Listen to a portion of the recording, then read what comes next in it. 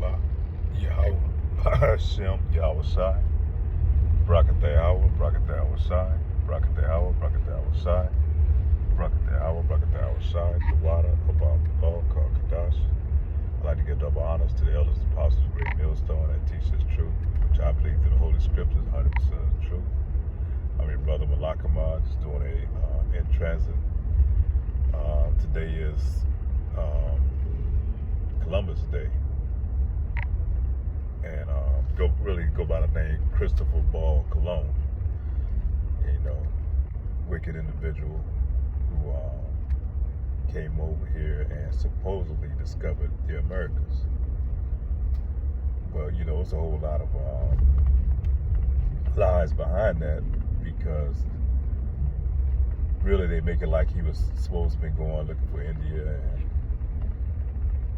and looking for a new trade route, and somehow happily, you know, accidentally came across the Americas, which is really called Hispaniola, which is so-called Dominican Republic in Haiti today. But really, they knew where they was going, because they knew from the Apocrypha. They knew that there was other lands over here where other people lived, where there was like rich in gold, and so he petitioned Spain to get a charter to come over here to the Americas and to look for that gold, you know. So they weren't really looking for trade routes.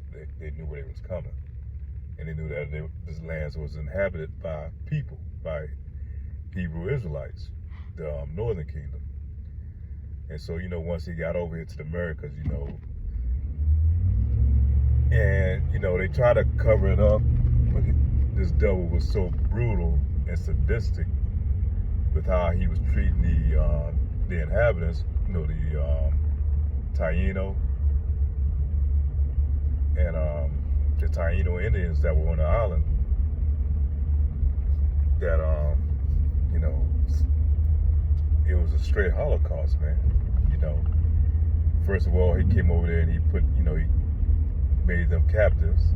You know, he put them in bondage so that they can dig for gold, and if they didn't dig enough gold to meet their measure, you know, he would cut off their hands or cut off their nose or different body parts, you know, maim them, to put fear on the inhabitants there, man. You know, they do shit to the women and kids. What's so crazy about when they came over there, the inhabitants, you know, they were a peaceful people. And he took their peaceful for weakness, you know, because they didn't have metal weapons and stuff like that. And they said when the inhabitants came up to him, you know, to them, you know, they grabbed the swords and cut their hands on the swords, not realizing how sharp the blades were. And they was saying in the back of their mind, they said, man, these people gonna be easy to take over. You know, we're gonna easily conquer them, because, you know, they don't even know anything about steel. And, you know, they came over there, you know, the inhabitants welcomed them in, which they shouldn't have. And same thing happened over here in North America as well. And once they befriended them, you know, they put them in captivity, did all type of butchery and wicked things to the inhabitants, man. I think on the island there was something like 3 million natives, and by the time they finished, the population was down to like a few maybe 35,000, something like that, you know. And like many times, you know, the inhabitants did fight back, you know, to the best of their ability. But you got to realize, Christopher Ball Colon, they come from a warring country, man. They always been at war, and a warring land. So when they came over here, these people really hadn't been in war like that, so they were easy to conquer. And a lot of them, you know, they fought back. They fled up into the mountains. You know, they would go up there, and the Spanish conquistadors, you know, they would go and fish them out of the mountains. But these great mastiff dogs that they have, which, you know, they call mastiffs today, and these dogs would go in there and you know, pretty much devour them, you know, pretty much tear them apart. They would take the the kids and the women, and butcher them, the old people, and take their bodies and feed them, make them dog food, feed them to the dogs, So there's nothing new, man. This man being wicked like this, and yeah, he was so brutal that even Spain, had to decommission this damn dude, man, because he was so wicked with it. And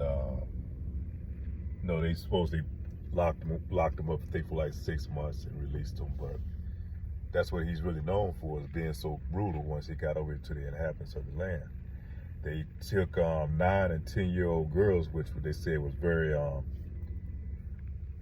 requested, which was requested in Europe, and they took them girls 9 and 10 years of age, and make them sex slaves to sell them as sex slaves to the Europeans. So these are straight up devils, man. And yet they celebrate the holiday of Christopher Columbus on today. And they take this wickedness and they parade it in your face. They give you a holiday, and nobody blink an eye at it. All these facts are coming out. As Scripture tells, they will speak upon themselves. And so all the truth is coming out about this devil, man, but yet they still has it as a holiday. So to kind of break up the fuss about it, they throw Indigenous Day on the back of it. But that's how these devils get down, man. They celebrate their wickedness, their iniquities that they do on the people of our nation, man. And they celebrate right in our face, man. A lot of these holidays are really a demise to our people. You got Thanksgiving coming up, or really Thanksgiving, how they did the inhabitants over here in North America. They came over here, the natives befriended them and showed them how to live off the land, and what they do in return, they kill them off the land, that's what they do. But yet they celebrate it as a holiday in the face of the people, and they give you they paint a false picture of how it really was, like everything was all peace and kumbaya, and but they won't give you the full picture, what really happened. So with that being said, just kind of prepare ourselves. We're going into these wicked holidays, these pagan holidays, really, that's celebrating the destruction of our people, and we have to keep that in mind, during these times, and this is time to really celebrate. They use these days,